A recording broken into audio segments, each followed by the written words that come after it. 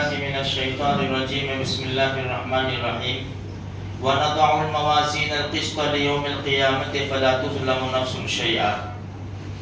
قرآن کریم کا 70واں پارہ ہے۔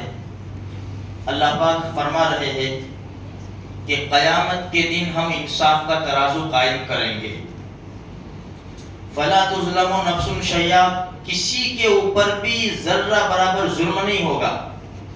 وَإِن كَانَ مِثْقَالَ حَبَّةٍ مِّنْ خَرْدَلٍ، رائی کے دانے کے برابر جس نے دنیا میں جو کچھ بھی کیا ہوگا، أَتَيْنَا بِهَا، ہم اس کو لائیں گے۔ ہم تو کر کے بھول جاتے ہیں، ہم اس کو لائیں گے۔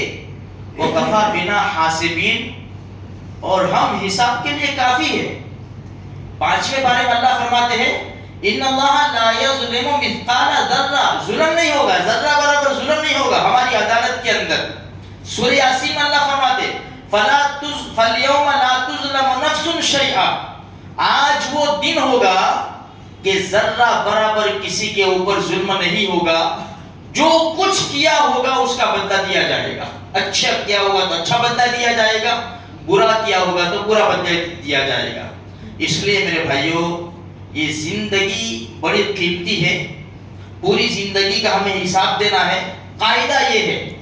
لیکن اللہ تبارک و تعالیٰ کی ذات سے بھرپور امید ہے۔ جب اس نے اپنے نبی کی امت میں پیدا فرمایا ہے، ہم تو یہی دعا کرتے ہیں اللہ تبارک و تعالیٰ سے کہ حساب دینے کے قابل نہیں ہے۔ ایک سیکنڈ ایک نعمت کا بھی ہم حساب نہیں دے سکتے، قاعدہ ہے۔ لیکن اللہ کی ذات سے امید ہے۔ یہ امید کب پوری ہوگی؟ جب ہم نیک اعمال میں لگے رہیں گے۔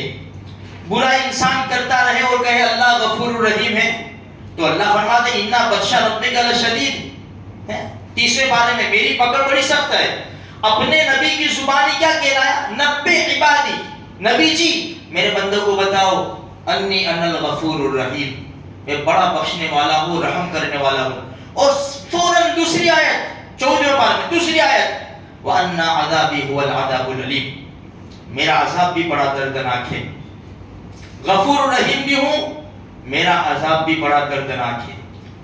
امی عائشہ رضی اللہ تعالیٰ فرماتی ہے ایک صاحب تشریف لائے اللہ کے رسول صلی اللہ علیہ وسلم کے دربار میں اور کہنے لگے کہ میرے پاس کچھ غلام ہیں، میرے غلام ہیں، وہ کبھی جھوٹ بھی بولتے ہیں، کبھی خیانت کرتے ہیں، کبھی کچھ کر لیتے ہیں۔ میں ان کو گالیاں بھی بکتا ہوں، یعنی برا بھلا کہتا ہوں اور مارتا بھی ہوں، تو قیامت کے دن میرا اور ان کا حساب کیسے ہوگا؟ اللہ کے رسول صلی اللہ علیہ وسلم نے بڑی عجیب بات فرمائی، فرمایا ان کے قصور کو لایا جائے گا اور تیری سزا کو لایا جائے گا۔ اگر ان کے قصور اتنے ہیں کہ تو نے اتنی سزا نہیں دی، کم سزا دی، تو تیرے کو بدلہ دلوایا جائے گا، چلو۔ اور اگر ان کے قصور کم ہیں اور تو نے جو سزا دی وہ زیادہ ہے، تو پھر ان کو بدلہ دلوایا جائے گا۔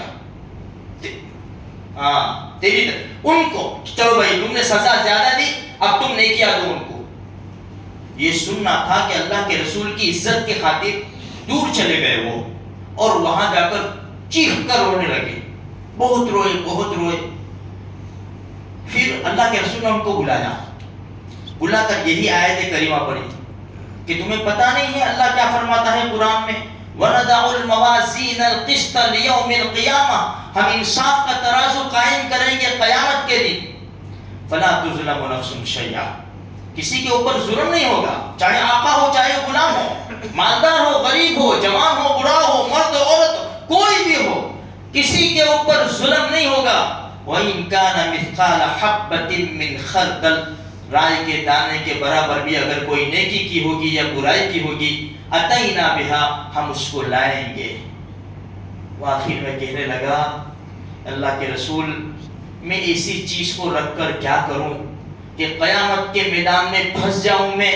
آپ گواہ ہیں نا، اللہ کو راضی کرنے کے لیے میں اپنے غلاموں کو آزاد کرتا ہوں۔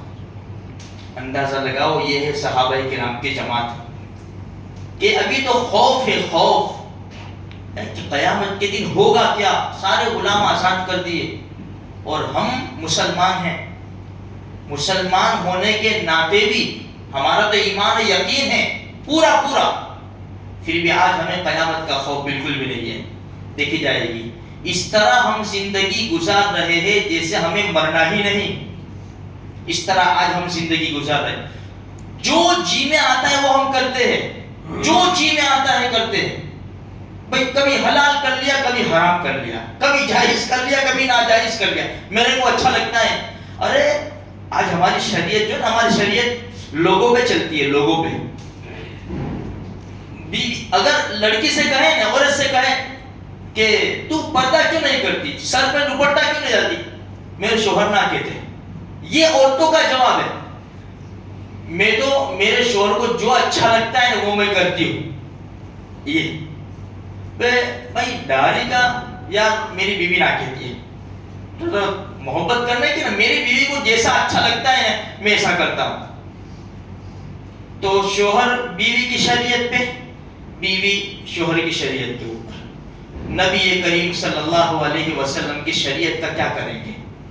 میرے بھائیوں، چھوٹی سی بات یہ ہے، ان اللہ اشترى من المؤمنین انفسهم واموالهم بان لهم الجنہ۔ ہم وہ قوم ہیں، ہم وہ مسلمان جماعت ہے کہ اللہ پاک نے ہماری جانوں کو اور ہمارے مالوں کو جنت کے بدلے میں خریدا ہے۔ جان ہماری نہیں، مال ہمارا نہیں، اس پہ جان لگانے بھی ہمارا اختیار نہیں ہے، مال خرچ کرنے میں بھی ہمارا اختیار نہیں ہے۔ جان وہاں لگے گی، مال وہاں لگے گا جو اللہ کا حکم ہے اور پیارے آقا محمد رسول اللہ صلی اللہ علیہ وسلم کا طریقہ ہے۔